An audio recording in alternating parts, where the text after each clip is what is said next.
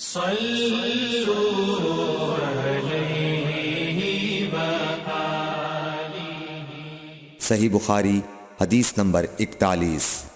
حضور اکرم صلی اللہ علیہ وآلہ وسلم نے ارشاد فرمایا کہ جب ایک بندہ مسلمان ہو جائے اور اس کا اسلام عمدہ ہو، یقین و خلوص کے ساتھ ہو، تو اللہ اس کے گناہ کو جو اس نے اس اسلام لانے سے پہلے کیا معاف فرما دیتا ہے، اور اب اس کے بعد کے لیے بدلہ شروع ہو جاتا ہے، یعنی ایک نیکی کے عوض 10 گناہ سے لے کر 700 گناہ تک ثواب، اور ایک برائی کا اسی برائی کے مطابق بدلہ دیا جاتا ہے، مگر یہ کہ اللہ تعالیٰ اس برائی سے بھی درگزر کرے اور اسے بھی معاف فرما دے، یہ بھی اس کے لیے آسان ہے۔ صحیح بخاری حدیث نمبر 42۔ رسول اللہ صلی اللہ علیہ وسلم نے فرمایا کہ تم میں سے کوئی شخص جب اپنے اسلام کو عمدہ بنا لے، یعنی نفاق اور ریا سے پاک کر لے، تو ہر نیک کام جو وہ کرتا ہے اس کے عوض 10 سے لے کر 700 گناہ تک نیکیاں لکھی جاتی ہیں، اور ہر برا کام جو کرتا ہے تو وہ اتنا ہی لکھا جاتا ہے جتنا کہ اس نے کیا ہے۔ صحیح بخاری حدیث نمبر 43۔ رسول اللہ صلی اللہ علیہ وسلم ایک دن حضرت عائشہ رضی اللہ تعالی عنہا کے پاس آئے۔ اس وقت ایک عورت حضرت عائشہ رضی اللہ تعالی عنہا کے پاس بیٹھی تھی۔ آپ صلی اللہ علیہ وسلم نے دریافت کیا، یہ کون ہے؟ عرض کیا، فلاں عورت، اور اس کی نماز کے اشتیاق اور پابندی کا ذکر کیا۔ آپ صلی اللہ علیہ وسلم نے فرمایا، ٹھہر جاؤ، سن لو کہ تم پر اتنا ہی عمل واجب ہے جتنے عمل کی تمہارے اندر طاقت ہے۔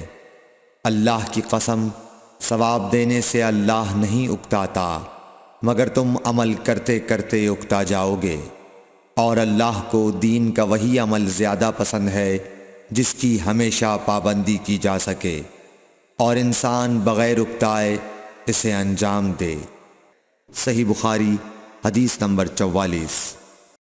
رسول اللہ صلی اللہ علیہ وسلم نے فرمایا، جس شخص نے لا الہ الا اللہ کہہ لیا اور اس کے دل میں جو برابر بھی ایمان ہے، تو وہ ایک نہ ایک دن دوزخ سے ضرور نکلے گا، اور دوزخ سے وہ شخص بھی ضرور نکلے گا جس نے کلمہ پڑھا اور اس کے دل میں گیہوں کے دانے برابر خیر ہے، اور دوزخ سے وہ بھی نکلے گا جس نے کلمہ پڑھا اور اس کے دل میں ایک ذرہ برابر بھی خیر ہے۔ صحیح بخاری حدیث نمبر 45۔ ایک یہودی نے حضرت عمر بن خطاب رضی اللہ تعالیٰ عنہ سے کہا کہ اے امیر المومنین، تمہاری کتاب قرآن میں ایک آیت ہے جسے تم پڑھتے ہو، اگر وہ ہم یہودیوں پر نازل ہوتی تو ہم اس کے نزول کے دن کو یوم عید بنا لیتے۔ آپ نے پوچھا وہ کون سی آیت ہے؟ اس نے جواب دیا، سورہ مائدہ کی یہ آیت کہ آج میں نے تمہارے دین کو مکمل کر دیا اور اپنی نعمت تم پر تمام کر دی اور تمہارے لیے دین اسلام پسند کیا۔ حضرت عمر رضی اللہ تعالی عنہ نے فرمایا کہ ہم اس دن اور اس مقام کو خوب جانتے ہیں۔ جب یہ آیت رسول اللہ صلی اللہ علیہ وسلم پر نازل ہوئی، اس وقت آپ صلی اللہ علیہ وسلم عرفات میں جمعے کے دن کھڑے ہوئے تھے۔ صحیح بخاری حدیث نمبر 46۔ طلحہ بن عبید اللہ کہتے تھے کہ نجد والوں میں سے ایک شخص حضرت صلی اللہ علیہ وسلم کے پاس آیا، سر پریشان یعنی بال بکھرے ہوئے تھے۔ ہم اس کی آواز کی بنبناہٹ سنتے تھے اور ہم سمجھ نہیں پا رہے تھے کہ وہ کیا کہہ رہا ہے، یہاں تک کہ وہ نزدیک آن پہنچا جب معلوم ہوا کہ وہ اسلام کے بارے میں پوچھ رہا ہے۔ حضرت صلی اللہ علیہ وسلم نے فرمایا کہ اسلام دن رات میں 5 نمازیں پڑھنا ہے۔ اس نے کہا، بس اس کے سوا تو اور کوئی نماز مجھ پر نہیں۔ آپ نے فرمایا، نہیں، مگر تو نفل پڑھے تو اور بات ہے۔ حضرت صلی اللہ علیہ وسلم نے فرمایا اور رمضان کے روزے رکھنا۔ اس نے کہا اور تو کوئی روزہ مجھ پر نہیں ہے؟ آپ نے فرمایا نہیں، مگر تو نفل روزے رکھے تو اور بات ہے۔ طلحہ نے کہا اور حضرت صلی اللہ علیہ وسلم نے اس زکوٰۃ کا بیان کیا۔ وہ کہنے لگا کہ بس اور کوئی صدقہ مجھ پر نہیں ہے؟ آپ نے فرمایا نہیں، مگر یہ کہ تو نفل صدقہ دے تو اور بات ہے۔ پھر وہ شخص پیٹھ موڑ کر چلا گیا، یوں کہتا جاتا تھا قسم خدا کی میں نہ اس سے بڑھاؤں گا نہ گھٹاؤں گا۔ حضرت صلی اللہ علیہ وسلم نے فرمایا اگر یہ سچا ہے تو اپنی مراد کو پہنچ گیا۔ صحیح بخاری حدیث نمبر 47۔ حضرت صلی اللہ علیہ وسلم نے فرمایا جو کوئی ایمان رکھ کر اور ثواب کی نیت سے کسی مسلمان کے جنازے کے ساتھ جائے اور نماز اور دفن سے فراغت ہونے تک اس کے ساتھ رہے تو وہ 2 قیرات ثواب لے کر لوٹے گا۔ ہر قیرات اتنا بڑا ہوگا جیسے احد کا پہاڑ۔ اور جو شخص جنازے پر نماز پڑھ کر دفن سے پہلے لوٹ جائے تو وہ 1 قیرات ثواب لے کر لوٹے گا۔ صحیح بخاری حدیث نمبر 48۔ حضرت صلی اللہ علیہ وسلم نے فرمایا کہ مسلمان کو گالی دینے سے آدمی فاسق ہو جاتا ہے اور مسلمان سے لڑنا کفر ہے۔ صحیح بخاری حدیث نمبر 49۔ حضرت صلی اللہ علیہ وسلم اپنے حجرے سے نکلے، لوگوں کو شب قدر بتانا چاہتے تھے وہ کون سی رات ہے۔ اتنے میں 2 مسلمان آپس میں لڑ پڑے۔ آپ صلی اللہ علیہ وسلم نے فرمایا میں تو اس لیے باہر نکلا تھا کہ تم کو شب قدر بتلاؤں، اور فلاں فلاں آدمی لڑ پڑے تو وہ میرے دل سے اٹھا لی گئی، اور شاید اسی میں کچھ تمہاری بہتری ہو، تو اب ایسا کرو کہ شب قدر کو رمضان کی 27ویں، 29ویں اور 25ویں رات میں ڈھونڈا کرو۔ صحیح بخاری حدیث نمبر 50۔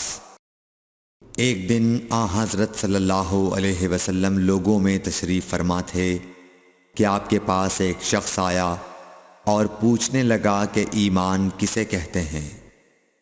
آپ صلی اللہ علیہ وسلم نے فرمایا کہ ایمان یہ ہے کہ تم اللہ پاک کے وجود اور اس کی وحدانیت پر ایمان لاؤ، اور اس کے فرشتوں کے وجود پر، اور اس اللہ کی ملاقات کے برحق ہونے پر، اور اس کے رسولوں کے برحق ہونے پر، اور مرنے کے بعد دوبارہ اٹھنے پر ایمان لاؤ۔